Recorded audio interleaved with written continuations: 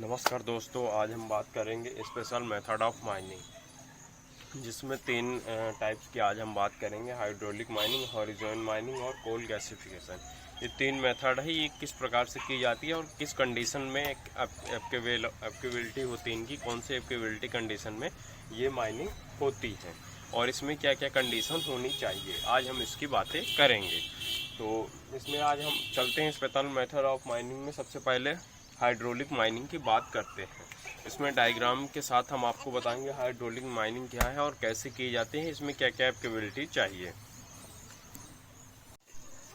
Hydraulic mining क्या है और कैसे, किसकी क्या क्या कैपेबिलिटी है।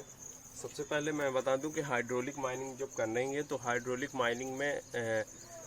माइनिंग क्या है, धारदार जेट द्वारा, मतलब किसी भी पानी द्वारा पानी के प्रेशर द्वारा जो कोयला एक्सट्रैक्ट किया जाता है वो हाइड्रोलिक माइनिंग के अंतर्गत आता है, उसे ही हाइड्रोलिक माइनिंग बोलते हैं।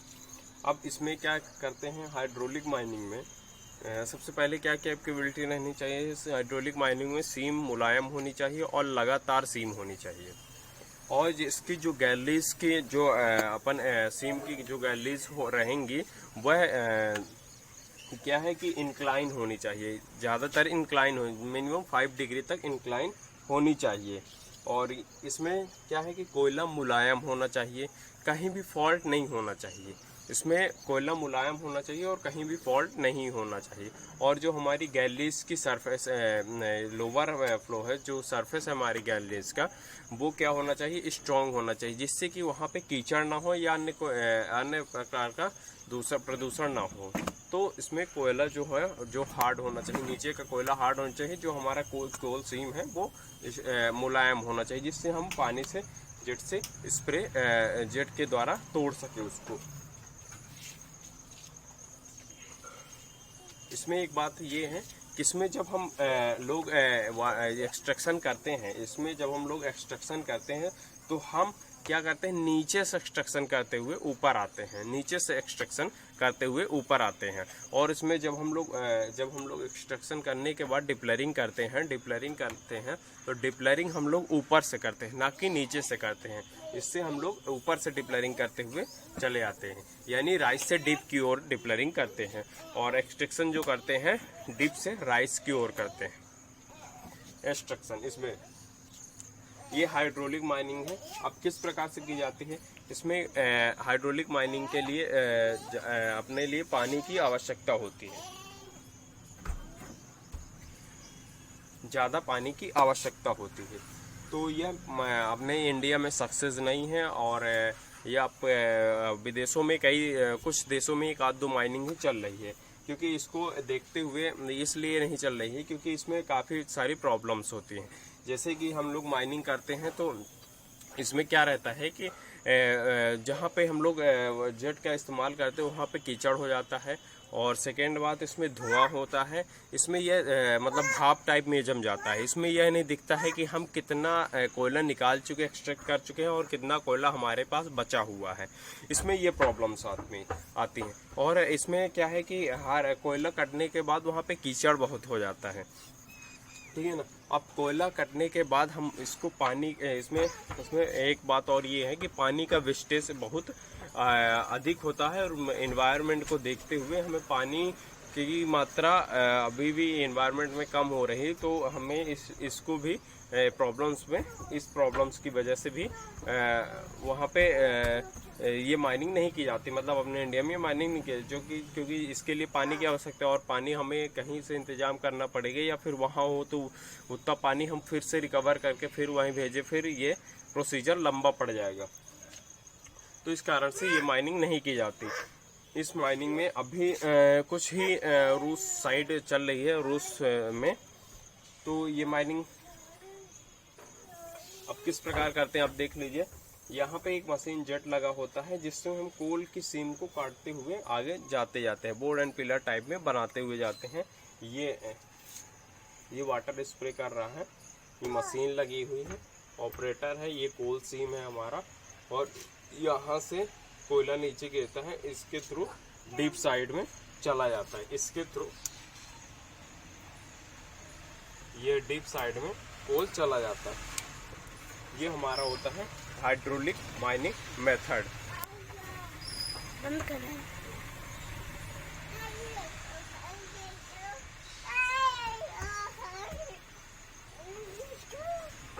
अपने यहाँ भारत में कम यूज करते हैं ये माइनिंग का। यह माइनिंग अपने यहाँ चलती ही नहीं है, क्योंकि यह माइनिंग अपने यहाँ चलती नहीं है और इसमें काफ़ी सारी प्रॉब्लम्स आती है। इस वजह से यह माइनिंग अपने यहाँ रूस में उपयोग की गई थी। अपने यहाँ शायद जम्मू एंड असम में इस माइनिंग का उपयोग किया गया था, जिसमें इसमें एक्सट्रैक्शन करने के बाद हमने normal board and pillar extraction करने के बाद हम डिप्लरिंग जो कर रहे थे इसी मेथड से की जा रही थी, लेकिन वह सक्सेस नहीं हुई। तो ये हमारी क्या होती है हाइड्रोलिक माइनिंग मेथड। एक बार फिर से देख लेते हैं। हाइड्रोलिक माइनिंग मेथड में एक पंप जेट होता है, जो मशीन होती है वो प्रेशर के थ्रू कोयले को काटती है और प्रेशर वैक्यूम उसका उतना बनाया जाता है जितना कि कोयले का हार्डनेस हो, उतना प्रेशर बना के कोयले को काट दिया जाता है। ये मशीन लगी हुई है और ये कोल है, ऑपरेटर कैबिन है, वाटर स्प्रे है और वाटर जेट से द्वारा स्प्रे इसका इतना टाइट रहता है कि कोल कटिंग अपने आप हो जाता है। ये मॉनिटरिंग है और ये कोल सीम। अब हम बात करते हैं हॉरिजॉन माइनिंग। हॉरिजॉन माइनिंग क्या है, इसकी क्या कैपेबिलिटी रहती है, इसकी क्या कैपेबिलिटी रहती है और कैसे की जाती है। सबसे पहले बता दें, हॉरिजॉन माइनिंग वहाँ पे की जाती है जहाँ पे सीम लाइक 75% यदि इंक्लाइन है 75 या 90 डिग्री, तो वहाँ पे हम हॉरिजॉन माइनिंग अफोर्ड करते हैं। और हॉरिजॉन माइनिंग वहाँ पे अफोर्ड करते हैं जहाँ पे कोयला अच्छा हो, यानी ए ग्रेड का कोयला हो, क्योंकि इसमें कॉस्ट ज़्यादा लगती है। क्योंकि सॉफ्ट बनाते हैं, सॉफ्ट बनाने के बाद फिर हम गैलरी निकालते हैं, गैलरी निकालने के बाद फिर सीम में जाते हैं। तो यहाँ पे हमारा हॉरिजॉन माइनिंग इसी तरह की जाती है। हॉरिजॉन माइनिंग में जैसे मैंने आपको बताया, सीम हमारी लगातार होनी चाहिए, कोई भी फॉल्ट नहीं होना चाहिए। यदि कोई भी फॉल्ट होती है तो उसमें प्रॉब्लम्स आ जाते हैं। तो और सीम हमारी लगातार होनी चाहिए और कोयला ए ग्रेड का होना चाहिए, तभी हम हॉरिजॉन माइनिंग के लिए रिपोर्ट करेंगे। क्योंकि इस माइनिंग मेथड को करने के लिए कॉस्ट ज़्यादा लगती है। इंक्लाइन बनाया जाता है, फिर सॉफ्ट बनाया जाता है। सॉफ्ट बनाने के बाद हमारे वेंटिलेशन और अन्य प्रोसीजर करने में बहुत कॉस्टली लगता है और यह बहुत डेप्थ में ही किया जाता है, बहुत डेप्थ में हो तभी हॉरिजॉन माइनिंग अफोर्ड करते हैं। तो इसमें किस प्रकार करते हैं, इसमें किस प्रकार करते हैं। सबसे पहले हम सॉफ्ट बना लेंगे। सॉफ्ट के थ्रू बाइंडिंग के थ्रू हम लोग अंदर जाएंगे। उसके बाद फिर हम गैलरी बनाएंगे और इसमें हमारा जो रॉक है काफ़ी जो हमारा ये रॉक होता है, क्योंकि इसमें जो गैलरी बनती है वो रॉक में बनती है, तो हमारा जो रॉक का पत्थर है वहाँ पे ज़्यादा स्ट्रॉन्ग होना चाहिए। क्योंकि यदि स्ट्रॉन्ग नहीं रहेगा तो वहाँ पे गैलरी नहीं बन पाएगी और हमारा कोल एक्सट्रैक्ट नहीं हो पाएगा। तो इसीलिए हमारे रॉक का जो पत्थर है वो ज़्यादा स्ट्रॉन्ग होना चाहिए। ये भी कैपेबिलिटी यहाँ पे हॉरिजॉन माइनिंग में होनी चाहिए। और हमारा कोल सीम एक लगातार कंटिन्यूअस सीम की तरह होना चाहिए, कंटिन्यू होना चाहिए। यदि बीच में फॉल्ट है तो उसमें प्रॉब्लम्स आ सकती है। तो ये हमारा कोल सीम से, ये हमारी गैलरीज है और ये हमारा सॉफ्ट है। तो पहले हम लोग सॉफ्ट बनाते हैं, उसके बाद गैलरी ड्राइव करते हैं। ड्राइव करने के बाद हम कोल को एक्सट्रैक्ट कर लेते हैं। ये हमारा मेथड कहलाती है horizon mining method. Horizon mining method आप लोग देख रहे हैं, ये सॉफ्ट मैंने बनाए हैं और ये कोल सीम्स हैं और ये हमारी गैलरी ड्राइव है। तो मतलब हम सॉफ्ट बनाते हैं, उसके बाद गैलरीज बनाते हैं। गैलरी बनाने के बाद हम कोल को एक्सट्रैक्ट करके सरफेस पर ले जाते हैं। ये हमारा वो होता है हॉरिजॉन माइनिंग मेथड। ये काफ़ी कॉस्टली होता है, यदि इसमें कोयला ए ग्रेड का हो तभी ये माइनिंग अफोर्ड की जाती है। अब हम बात करेंगे कोल गैसिफिकेशन मेथड की। कोल गैसिफिकेशन मेथड क्या क्या इसके लिए प्योरिटी चाहिए और क्या क्या इसमें इम्पोर्टेंट चाहिए। कोल गैसिफिकेशन के लिए सबसे पहले क्यों ये मेथड स्टार्ट की गई थी, तो कोल गैसिफिकेशन के लिए मोस्टली तौर पे ये मेथड इसलिए रिसर्च की जा रही है जिससे हम सबसे पहले हम लोग को ट्रांसपोर्टेशन चार्ज जो बहुत लगता है यहाँ से वहाँ तक कोयला ले जाने में, उसके लिए कोल गैसिफिकेशन का मेथड का जनरेशन किया गया था कि वहीं पे कोयला वहीं पे उपयोग किया जा सके। अब कोल गैसिफिकेशन मेथड में क्या है कि जो ट्रांसपोर्टेशन चार्ज है वो बच जाता है और जो रॉ मटेरियल निकलता है तो वहीं पे रह जाता है, कहीं पे ले जाने की आवश्यकता नहीं है। इसमें एप्टिबिलिटी क्या क्या चाहिए, इसमें एप्टिबिलिटी ये रहनी चाहिए कि कोल बेड जो होती है, कोल सीम जो होती है वो लगातार होनी चाहिए, इसमें कोई भी फॉल्ट नहीं होने चाहिए और ना ही कोई भी छिद्र होने चाहिए, कहीं पे कोई भी फॉल्ट नहीं होनी चाहिए, कहीं पे कोई भी दरार नहीं होनी चाहिए और ना ही कोई छिद्र होनी चाहिए। ये इक्वलिटी कोल गैसिफिकेशन में चाहिए। और सीम ज़्यादा मोटी नहीं होनी चाहिए, मिनिमम क्या है, सीम हमारी बहुत पतली भी नहीं होनी चाहिए और कोल हमारा अच्छे ग्रेड का होना चाहिए। ये हमारे लिए कोल इक्वलिटी है, तभी हम कोल गैसिफिकेशन मेथड कर सकते हैं। इस मेथड में क्या रहता है, इस मेथड तब करते हैं जब हमारा कोई मतलब पासी स्थान पे किसी प्लांट को इलेक्ट्रिसिटी जनरेट या अदर प्लांट के लिए गैस भेजनी हो, तभी हम कोल गैसिफिकेशन का मेथड अब वहाँ पे अप्लाई कर सकते हैं।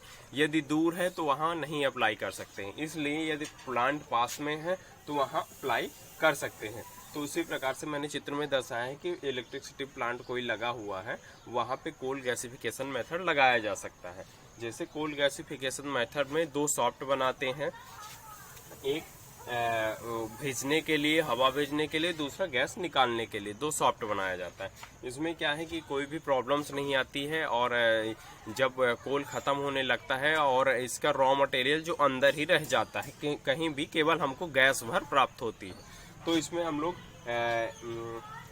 O2 ऑक्सीजन और पानी के साथ स्प्रे करते हैं, ये हमारा सरफेस है, ये हमारा प्लांट है, ये फिल्टर प्लांट जो लगे हुए हैं, ये हमारा प्लांट में ये कोल सीम है, ये हमारी कोल सीम है। इसमें क्या करते हैं हम लोग इसको जलाते हैं, उसके बाद जलाने के बाद हम इसमें O2 और H2O पानी भेजते हैं।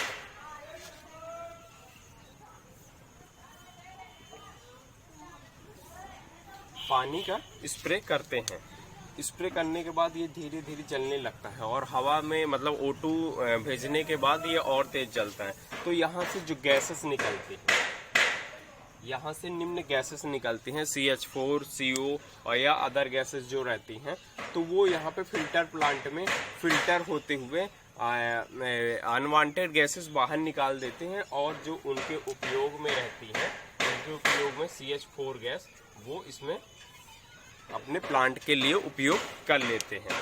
तो ये मेथड होती है हमारी कोल गैसिफिकेशन मेथड। एक बार मैं फिर से बता देता हूँ किस प्रकार से हम लोग कोल गैसिफिकेशन मेथड करते हैं। आप लोग एप्टिबिलिटी कंडीशन जो है जान गए हैं कि हमारी कोल सीम लगातार होनी चाहिए, कोई भी फॉल्ट नहीं होने चाहिए और सीम हमारी काफ़ी कम से कम मोटी होनी चाहिए, ज़्यादा पतली थिन सीम नहीं होनी चाहिए, कोयला A ग्रेड का होना चाहिए।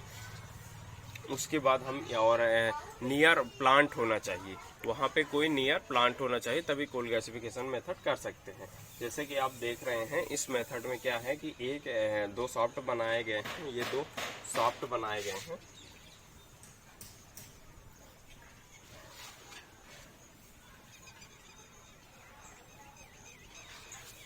दो सॉफ्ट बनाए गए हैं। इन सॉफ्ट के थ्रू, एक सॉफ्ट के थ्रू फैन के थ्रू यहाँ पे आग लगाने के बाद, फायर लगाने के बाद यहाँ पे O2 और H2O भेजा जा रहा है स्प्रे द्वारा।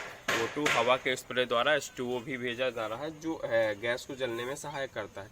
तो ये जलते हुए यहाँ पे गैस, यहाँ पे कोल सीम जलती है और इसकी जो गैस जलती है, जलने का जो उसका गैसेस जो होती है, कोल सीम की जो गैसेस निकलती है वो इस सॉफ्ट के थ्रू बाहर निकल जाती हैं और बाहर भी फिल्टर प्लांटों में अपना जनरेट होते हुए जो भी फिल्टर प्लांट उसके हैं वो अपना निकाल लेता है, मतलब जो गैसेस उसको ज़रूरत रहती है उसको रख लेता है और बाकी चीज़ें बाहर की ओर निकाल देता है।